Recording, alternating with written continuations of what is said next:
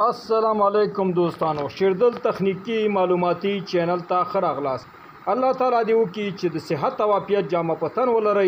زمونږ د نن ورځې ټاپک او موضوع ده د انټرنیشنل سولر سیستم پر رابطه ده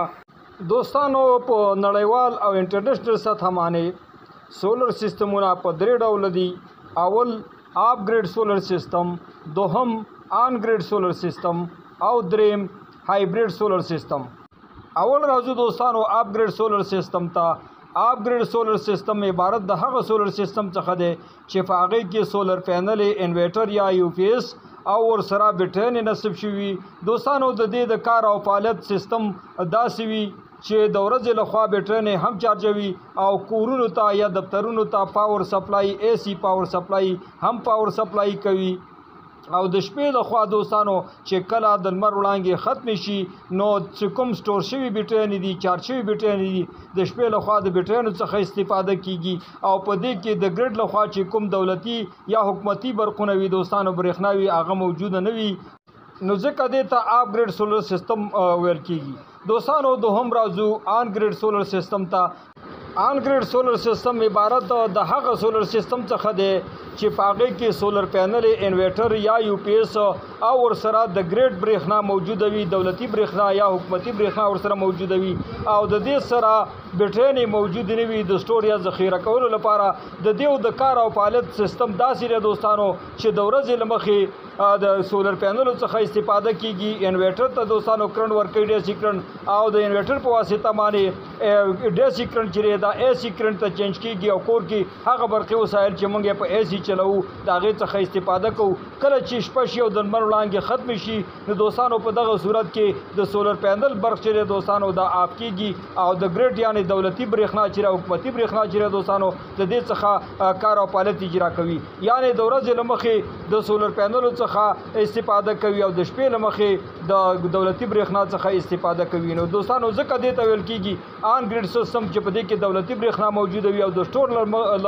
له مخې دوستانو د سره بیټرۍ موجودې نه وي او دریم راځو دوستانو هایبرید سولر سیستم ته هایبرید سولر سیستم عبارت د هغه سولر سیستم څخه دی چې په هغې کې سولر پینل انورټر یا یو پی ایس بیټرۍ او ورسره سره د ګریډ یا دولتي برېښنا حکومتي برېښنا دوستانو هم موجوده وي د دې دوستانو د کار او فعالیت سیستم داسې دی چې کله د لمر وړانګې موجودې وي نو انورټر چې دی دوستانو د دې په واسطه باندې بیټرۍ هم چارجېږي او ورسره سره کورونو دفترونو ته پاور هم سپلای کوي اے سی پاور سپلای کله چې دوستانو د لمر وړانګې ختم شي نو په دغه صورت کې دوستانو چارج شوي بیټرۍ څخه استفاده کیږي یعنې برق چې دوستانو دا بیټرو ته چینج کیږي کله چې دوستانو 80% بیټرۍ ډون شي نو په دغه صورت کې بیا دولتي برېښنا ته چې انورټر چې دا چینج کیږي یعنې 30% چارج په بیټریو کې پاتې شي د دې نه وروسته دوستانو د ګریډ څخه استفاده کیږي نو په 4 ساعتونو کې دوستانو دا سیستم اوله کې چې کله غرمه موجود وي دا د لمر د وړانګې موجودې وي نو د سولر پینلو څخه دوستانو کور او یا دفترونو ته برق سپلای کیږي او ورسره بیټرۍ هم چارجېږي کله چې بیټرۍ سټور شي او چارج شي نو د شپې لخوا د بیټرۍ څخه استفاده کیږي کله چې بیټرۍ دوستانو هغه 30% پاتې شي او 80% ډون شي نو په اتومات ډول باندې د دولتي برېښنا څخه استفاده کیږي او په دې درې واړو سیستمونو کې چې د سولر نړیوال سیستمونه دي په دې کې کامیاب سولر سیستم چې دی دوستانو